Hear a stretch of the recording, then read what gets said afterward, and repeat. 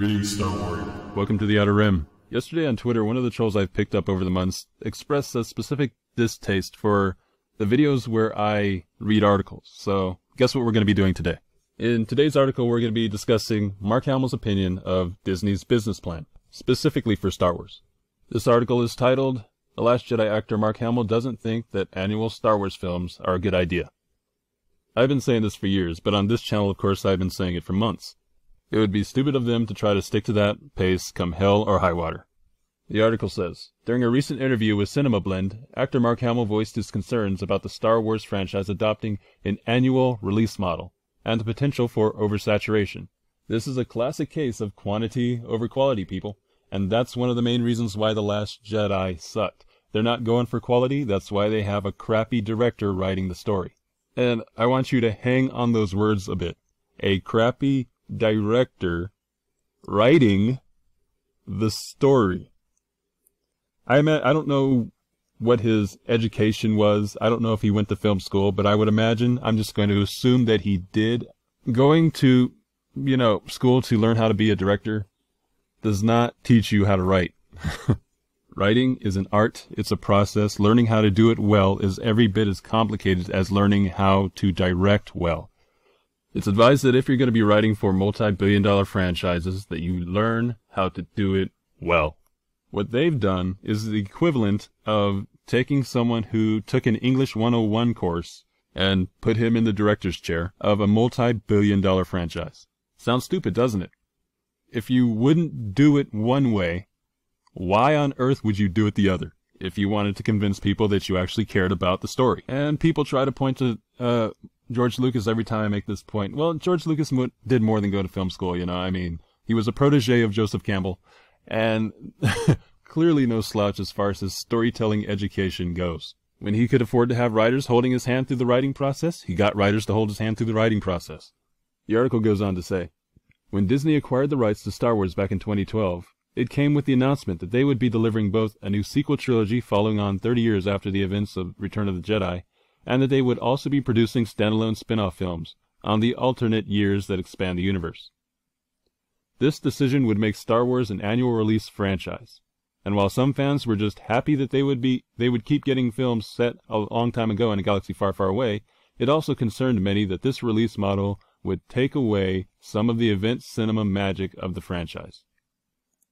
Of course it would. Not only does that plan smother the creativity of the people writing and directing and the actors involved, but it also smothers the interest of the fan base.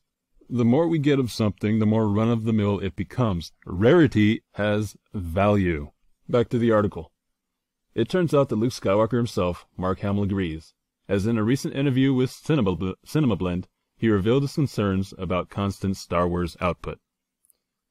Quoting Mark Hamill, "I will say they should pace themselves because you don't want to oversaturate it. I said to Disney, really? 5 months after we come Solo, a Star Wars story? Can't you at least wait until Christmas? But they've got these things booked. They're doing Marvel and their own movies, so that's beyond my purview." End of quote. The fact that they're doing Marvel and other movies outside of Marvel and Star Wars should give them plenty of confidence that they can make more money by giving Star Wars a bit of rest, a bit of time. Put quality over quantity, and avoid boycotts. The article goes on to say, now this isn't to say that Hamill is against the idea of films going behind the boundaries of the main narrative and exploring different areas of George Lucas's universe, as The Last Jedi star went on to talk about the potential and diversity in storytelling that a Star Wars story banner lends itself to. Quoting Mark Hamill here, well, there shouldn't be a limit to the storytelling, as it's a canvas that's so infinite. With the standalone films, they can all have their own identity. Rogue One can be gritty and like a war film.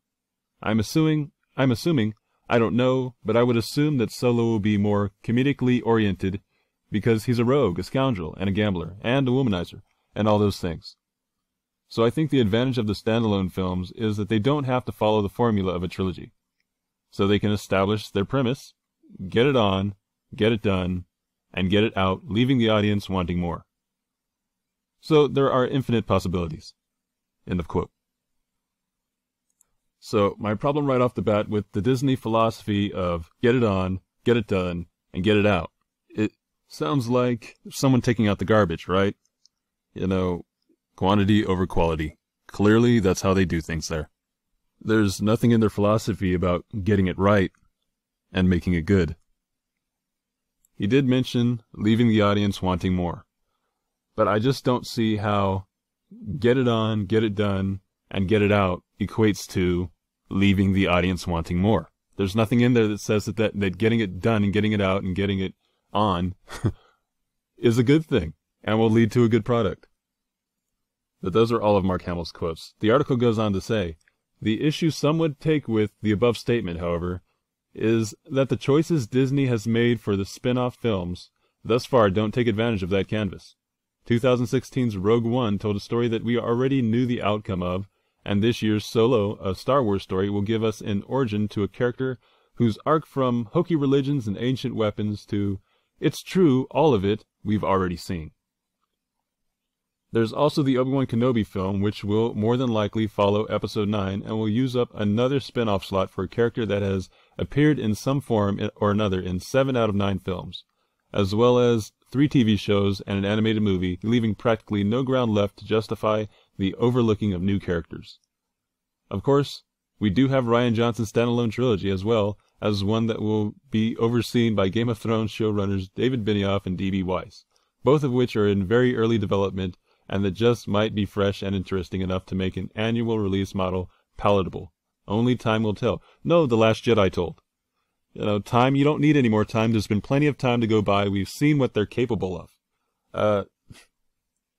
I hate to leave on a negative, but I mentioned that troll at the beginning of the video, the guy who's been trolling me on Twitter. I told him, I don't need a bullshitter to keep proving to me that he's a bullshitter. Once you've proven to me that you're a bullshitter, I'm going to consider you a bullshitter from now on. And that's kind of how I see Disney. Until the mouse has some sort of regime change where they get different people in there, they're just bullshitters. Like, comment, subscribe, hit the notification bell, and as always, if you're listening, you are the new rebellion.